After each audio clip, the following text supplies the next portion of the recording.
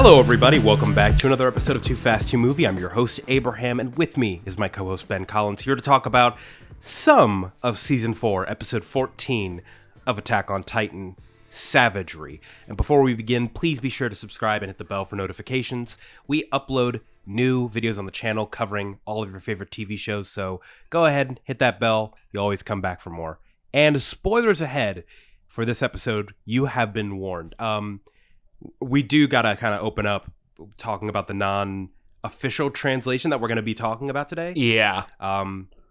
You've probably seen this all over the news now. There was an earthquake in Japan, and of course our hearts go out to everyone that was affected in the area. And as such, the broadcast was interrupted, and we only got 19 minutes worth of the actual episode, and the translation is unofficial, so that is going to inform a lot of this podcast that we're going to be talking about today. But overall, this is I think the message came across, and it's still roughly the same story, and I think there might only be one or two kind of... There's the issue with doing a non-official translation is that there is always these minor pieces of tone that can be found in the subtext. Granted, right. The action and the animation is filling in a lot of those gaps. Yes. But their wording matters, and there's a reason why, like, if you are picking up a translated version of a book, so for instance, take The Girl in the Dragon Tattoo, which is not originally an English book. The process of picking out who was going to be translating that to English was such a big deal, because basically whoever is writing that is rewriting the prose beat for beat based off of that translation. Yeah. So it does come down. Translation is important. So everything in this episode does need a little bit of an asterisk on it. But I think it's safe to say that it is going to be rather straightforward. And a lot of this we do actually need to take a little bit more face value than I think we'd like. Because I don't know about you guys, but I'm still in fucking denial. I can't really upset by this episode. He said he hated her. What? I could not have ever seen that coming out of his mouth. And we checked. That was in the manga. Yeah, that was the one thing that we needed to make sure that the translation was not fucked up on. It's in the manga. That was the biggest thing that we were unsure of, and it is even in the manga. So that's how you know a lot of this is probably truer than it seems. So let's go ahead and jump into the conversation with our original trio. We finally get to hear Eren, Mikasa, and Armin's conversation. And while Armin and Mikasa try to pry Eren's motives, Eren has some choice words for them both. To Armin, he questions his loyalty.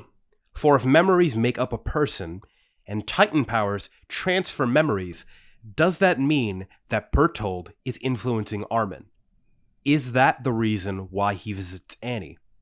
And to Mikasa, he reveals the true nature of the Ackerman clan. Apparently, the clan was created to serve and protect the Eldian king. It seems as though they have instincts that can awaken in certain situations. And in Mikasa's case, the night she was rescued by Eren, she obeyed his command. Fight.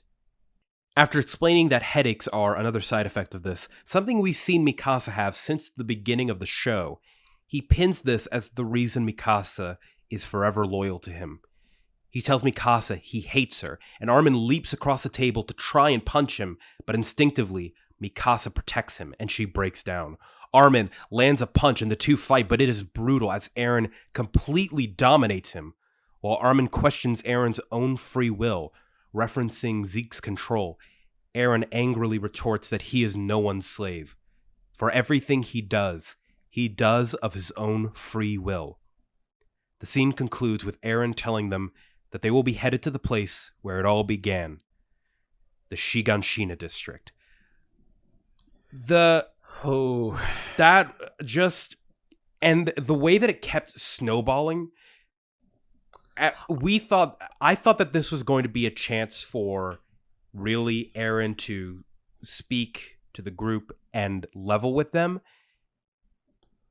I couldn't have literally picked the opposite answer. That I feel like there has to be some other reason for this. Because we start out, and you can tell based off of the last frame of the last episode, this is not a conversation that he wants to have. There is like noticeable shame or even arguably guilt and fear when he is in the room with them and he's saying, hey, we have to talk. But I guess the contrary to that is the language that he uses. Obviously, look, we're not using an official translation. So in the translation, he says, your friends, referencing Hanji and everyone else that was just taken into custody. And to Mikasa, as she's expressing like, no, you're the one that cares about us. You wrapped a scarf around me. He tells her immediately on a dime, I said, keep your hands on the table. Not even giving her the moment, not even like giving her that bit of just basic humanity. And right. I really hope that this episode did it, that people can stop fanboying over Eren and his fucking genocide right now. I really hope that we can stop getting some Eren stans in this community after this episode, because holy shit, if you guys are still on his side after this, unless you guys know something that we don't because you're manga readers, in which case don't you dare speak up because you guys are noisy as fuck. But I mean, I've been sus of Eren since the beginning, not because of his actions per se, but the way that he kind of disregarded them or didn't seem to like burden the weight of his actions as much as he should have, considering that after 4 years of peace, this was his first attack in Marley, and that's how he was acting. Every time I'm expecting for us to get answers, I'm only left with more questions. Yep. And now my heart is just broken. Let's talk about the Ackermans. Yeah, because we got the elephant in the room. Is it even true? Is Eren just is this even real? I believed that Eren was lying. And then Mikasa went to restrain Armin as he leapt across the table, and then I was unsure. It went from disbelief to unsure, and that's very intentional. I know, but that's scary because I think it, at least from a writer's perspective, it kind of implies the possibility that it could be true. The possibility, but you have to remember that Mikasa has wanted to protect this person since day one.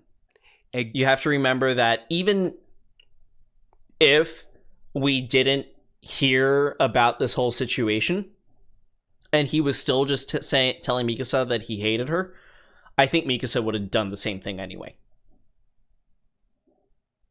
You're saying if... based off of it, everything that she's done previously, but the issue is that he's making us doubt everything that we know. Right. That's kind of the point. Like, even though you're saying that, like, yes, of course, Mikasa cares about him, but Eren is saying is that care is only caused by something that is beyond Mikasa's personal feelings. Well, here's the issue, is he's just gaslighting her right now. And he's also gaslighting the audience because we don't know what to believe right now. Yeah.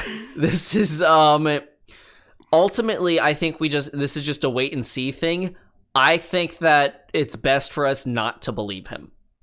I think it's best to hold some hope that what he's saying is a lie, and for some reason he just wants to alienate both of them from him for whatever reason. Yeah. It's also, speaking of that, when he said at the beginning, when they were asking him information, instead of answering their questions, the only thing that he responded with is that I am free. Whatever I'm doing, I do it because I am free. I'm not being controlled. Which, that tells me that you're about to do something that's not great. Yep. That's like the kind of thing, like, that's when someone is in court and they say, I am of sound mind and body doing these things. That's kind of what I envision he's kind of talking about, which is never a great thing when someone's doing that. Unless it's like a will. I have a terrible feeling that he's not going to be doing just a test of the rumbling. if I'm being all honest. We also gotta talk about Levi. Because what does that mean for him? Of course. Here's the thing. I think that Levi, personally, I think Levi is the example of this not being true. Mm-hmm.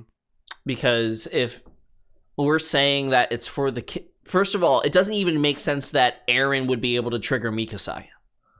Because if these people were were created to protect the king, then their reaction, it makes sense for her to react like that to the founding titan, but he wasn't the founding titan at the time. Mm-hmm. And the only person that we can even kind of make this argument that Levi has had this relationship would have been Erwin. Yeah, Commander Erwin. But he's not of royal blood either. So there's too much evidence to the contrary of what he's saying for us to believe in this. And I think it's just entirely more possible that they were created to serve the clan, to protect the king, and that's the reason why they are instinctual badasses. And the headaches could be related to that. We've already seen that Zeke is capable of weaving a lie into truth. And why would Eren not be able to take the same play? That is a very good point, right? Especially if they've had time to talk and they are as close as Zeke claims that they are later on in the episode, then it does stand to reason that potentially he could be doing the same thing, like you just said. I still think that there's more possibility that it's true than I think that you're giving it credit. Only because I have to be devil's advocate on this one, because that's fair, because why would we? I don't 100% trust Eren at all, because again, this is like his first scene basically, where we actually get to like see him be himself, and yeah, I think given the whole Levi implications, I think that the conversation that they had in season 3, where Levi wanted to fulfill the promise to Erwin to kill the Beast Titan, that could be seen as the similar command that awakened within Mikasa to fight. Again, if we're like tracking it one for one. As far as the Eldian King thing is concerned, again, an episode ago, we didn't know that Titan serum juice, when administered through wine, wouldn't cause paralysis. So, again, there might be more explanation. There might be more to it than we even know, and it could be true. To play devil advocate of your devil's advocate. There's arguments that could go both ways, but the fact is that we've seen Eren taking the guise of a liar for the entire first half of the season. Mm-hmm. So and not only that, but a pathological liar at that, someone who's perfectly capable of pretending to be a very kind person.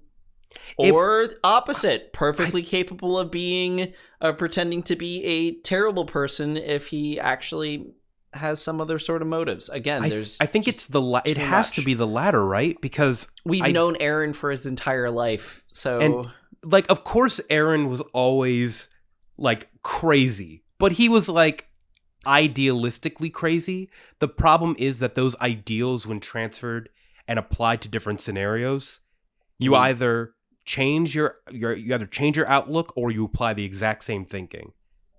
And that's kind of what happened with him. Only time will tell. We have one episode left after this, and then we have 2 more episodes left. 2 more episodes left after this? We have episode 15 and 16. This 15 and 16. Oh, yes. Excuse me. So, yeah, we have a little bit incoming, but my gosh.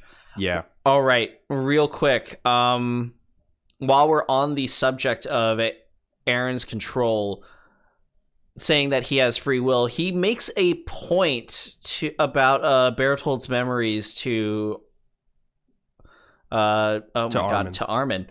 And there is a major question that needs to be beckoned from this. Wouldn't the same thing apply to Eren himself? Correct. If your memories make up who you are, then by that logic, Eren is the culmination of all of the attack Titan, the Warhammer Titan. Technically not the Founding Titan, because that is only activated when you have royal blood, and it has like the king's ideology or whatever influencing you. But at least those two powers could be influencing him as much as Armin could be being influenced by Bertold. Yeah. I remember I said that when he was in Marley, he was very stoic, I guess is the word I would use. And then an episode or two later, when he was in the jail cell, he started like grabbing Hanji and yelling, and was very standoffish. That could simply be because he's in a different situation, though. That's just going from control. He's going from being in control to having to show Hanji that he's in control. Plausible. Yeah. Like there's plenty of character motivation to write off that change of behavior. However, we did get that sequence where as he absorbs the Warhammer Titan, his eyes go wide and he's clearly being affected by it. We haven't seen him go into his Titan form since. We have no idea how it actually affected his actual shape and being, but it's pretty gnarly right now, to say the least. And again, we just gotta wait, see. Maybe there's some sort of outside force acting on him, and maybe Eren's just gone. Maybe this is whoever the previous Attack Titans were, their influence coming in and their ideals being affected by what he's being influenced by. Yeah. We have already known since, I think, last season that, if you remember Eren Kruger saying that line, you have to protect Armin and Mikasa. We know that there's some kind of, either it's probably something to do with the Attack Titan, where it's like, or the Founding Titan, or the mixture of both. Why would he know about? He didn't have the Founding Titan, though. He was just the Attack Titan. But Eren had the Founding Titan. So maybe. I Titan memories are weird. Paths. They're just paths. That's how it works. Really, there's so many questions right now. You think we're done with the mystery boxes. There's literally an infinite plane of mystery boxes at this point. We're just hoping they all get opened. Speaking of boxes, let's talk about some boxes of wine that were horribly packaged with some spinal fluid. Great segue, Ben. Thank you so much. Yeah, let's talk about the forest, because it's wild. Okay, so let's start. As Levi continues to watch over Zeke in the forest, he issues the command that they will finally transfer the Beast Titan to a Jaegerist. Of course, it's a bit weird. We'll talk about that in a little bit. Finally, he can rest knowing that he fulfilled the promise he made to Erwin in Season 3. Kill the Beast Titan. Before that happens, Zeke simply stretches and bolts. And as he does, he screams, and everyone in the forest turns into a Titan, all except Levi. As he is surrounded and being chased, he looks on at the faces of his former comrades, now twisted and beast-like. He asks if they're still in there. And we cut away before we see what happens, and we learn a bit about Zeke's motives. By the way that he speaks in his language, it sounds like his actions are based on necessity and not on personal desire. But he also says that he and Eren are the only two that understand. As this happens, Levi, covered in blood, rushes and kills Zeke. Very simply. Of course, there's an action set piece and it's amazingly animated, but it is completely one-sided. As Levi blows up Zeke, he leaves only his mangled body behind, still breathing, but without parts of his face. And from the way that we know how censorship works in Attack on Titan, where smoke covers just broken body bits, it seems like the front half of his torso is also gone. Yeah. I'm glad that happened. The only problem is there's still another 5 minutes left in the episode. So like I just want to put that out there. We're celebrating now. But next week that could all like go. literally. What are we gonna do when we cover next week? My God, that's gonna be like It's a double feature, man. Get ready. Yeah, it's a double feature. There's just the horror of it. Seeing the new Levi squad turned into fucking Titans, and they haven't had to deal with Titans in 4 years. Yeah. And it's worse than before because unlike other times where, like in Ragako, when Connie's village was being, when Connie's village got turned, they were being commanded by Zeke, but not directly so that they were like being pinpointed on one person. They were like, I have to kill them in order to survive. That was never a thing. Nor have we ever seen someone have to kill someone that has turned. That's never happened before. Yeah. And that is horrifying. It's also just poor Levi, because the only reason why he didn't turn is because he never drank that wine, because he's a good boy. But yeah, he was trying to be a really good captain. It's just, why do we need wine for this mission? It's like, that's what the tea's for. But he just wanted his people to have fun and be able to enjoy themselves while they were out there. And that's just shitty, because Levi's a good, like, as much as Levi is a hard ass, he is at heart a good person. I think that's one of the reasons why he hates Zeke and questions his motives, is because he's like, you're doing this all for the greater good. When you killed my friends, when you killed everyone in the walls, you could have just and he just can't catch a break. And it sucks because I think Zeke is a very good example of what Eren's turning into. Yeah. And because Zeke is cold and calculated and perfectly willing to betray his friends. There's not a single person that you can trust with Zeke. He literally sold out his own family. Of course. So he sold out his own family. His basically surrogate family, the other warriors in his legion, he totally just abandons. He doesn't let anyone in on what the actual situation is. Yeah.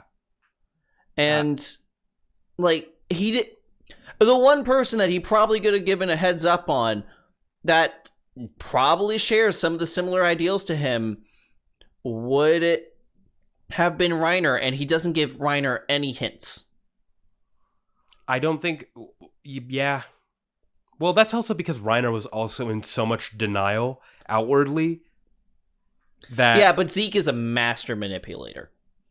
Fair. Yeah, he definitely could have taken advantage of a lot of that weakness. Yeah, that is very true. Again, institutional power, though, of Marley. I don't know everything, and I'm sure we don't even know. We haven't even gotten a Zeke backstory, which we're in desperate need of. Oh my God. Hey, maybe once we finally find out what Eren went through, that's going to be it. Because there's also a line that Eren had that apparently Zeke knows significantly more about the Titans than the Marleyan government does. And how would he get that information? Other Titan than memories? Potentially Titan memories from him being of royal blood. Maybe. I think there is something that is true, that royal blood does activate Titan powers, and that's something that we've seen with Historia, who wasn't a Titan at the time. So there is something with royal blood and in the past that do affect them in some way. We should also talk about the Scream, because even though we only saw it for a second, everyone in the walls, though Zeke is not near them, by a long shot, by the way. Yes, they are affected still. They feel the shock of electricity. I think one person dropped like a plate or something and it broke, and they're like feeling like electricity surging through their body, like a shock or a jolt. That's scary. And it also just shows the number of Titans that will pop up. It's not a oh, they might do. No, that No, it's gonna happen. People we know. It's Pixis. It's Falco. It's all the shitty MPs. I'm okay with the shitty MPs if I'm being honest, but are you though? Because you're not going to be okay when they're mindless titans being controlled by Zeke. That is true. I don't care about them as people. I'm just like, I'm really frustrated that Armin just didn't cut his losses and be like, nope, we're killing him right now. Yeah. Like, I'm really upset that he's like, oh, I'm not going to do a finishing blow. Like, that's just like, that's it. You kill Zeke and you have bargaining chips with the actual Marleyan government. That is a legitimate strategy. Yeah. Of like, we're dealing with this problem on our end. This was not supposed to happen. Enter real negotiations and label the Jaegerist as the actual mutual enemy, which, by the way, would hold up based off of the speech given halfway through the season by oh no, I'm forgetting his name. The of the rich family. Help me out here. Help me out. The play. Oh, the not the Rice family. You're talking about the people who own the company? The people who owned the Warhammer Titan. Oh, the Tybers. The Tybers, yes, I couldn't remember. Based off of the speech Willie Tiber gave, that would work. They would be able to be like, "Hey, we are the people of Paradise, but this was perpetrated by the Jaegerist." I don't know if that would be accepted. If I'm being honest, there's grounds for it. If we were in today's age, but the fact that they're in like 1920, like where like we are, they're 100 years ago. They're 100 years ago. Communication is not as strong, and they're a tiny island that is hated by the rest of the world and has been hated by the rest of the world for over 100 years. I think you're giving a little too much credit. I'm trying to give what Willie Tiber did meaning. Yeah. Well, it does have meaning because Zeke says the rest of the world is gonna come.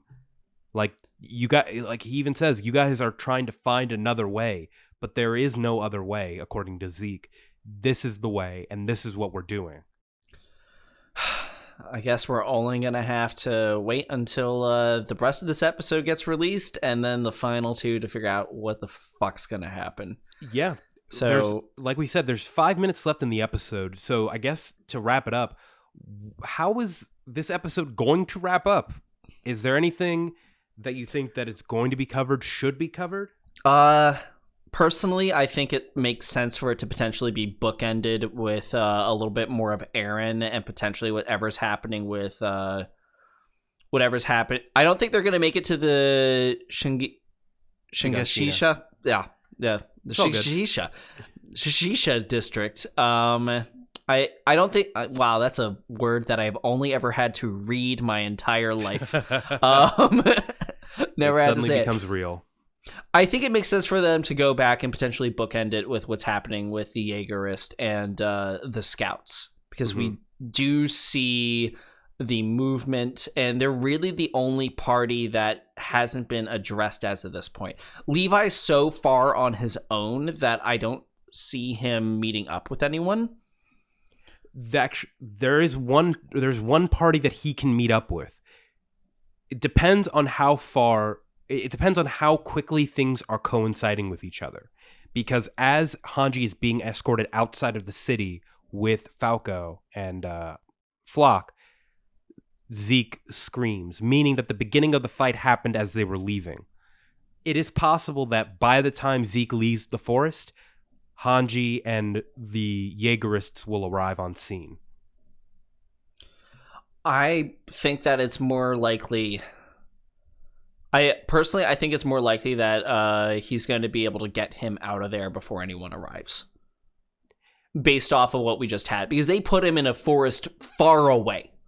Like, very deliberately made sure that he was out, like, as pushed away from everyone as he possibly could be. Well, I don't think we know the distance of the forest from the walls. I think the only thing that we know is that it seems like it was potentially outside of Wall Maria. Mm-hmm. So if they like the main walls, it seemed like it was at least outside the main walls, because they knew that he could potentially go into Titan form if he wanted to bust out of there. Right. So it makes sense that they would put him as far away from civilization as they could, and which would mean that he would be a great distance from the center command center. But they put him in a place with trees so that they could use 3D maneuver gear against him in the event that he turned. Yes. Outside of the forest, Levi is not as fast. That is true. However, there easily horses? could be horses stowed somewhere. They have to have some sort of transportation. And we didn't see like evidence of horses being trampled or anything. They could have been smart and put them in a different area further away from everyone. So there's still room to kind of change up how this could work. Mm-hmm. And also there's I just don't see it. I don't see it happening that conveniently. Yeah. I feel like this is going to be a little bit more of a game of cat and mouse. And honestly, I think that what's more likely to happen at the end of this episode, or at least the beginning of the next one, is they get there and they're like, hey, why is this camp deserted? Because, Titans dissolve after they're destroyed. Yep. So there's no body. There's going to be no bodies. They're just going to see that the entire place was turned over and Zeke's not there and Hanji's going to die. That would be awful. And then if the cat and mouse game continues in the rest of season 4 in the second half, that makes sense. Yeah. It's I don't want I'm sorry, death flags guys. for This Hanji. is a bummer of an episode. They've been kind of giving death flags for Hanji, I feel like.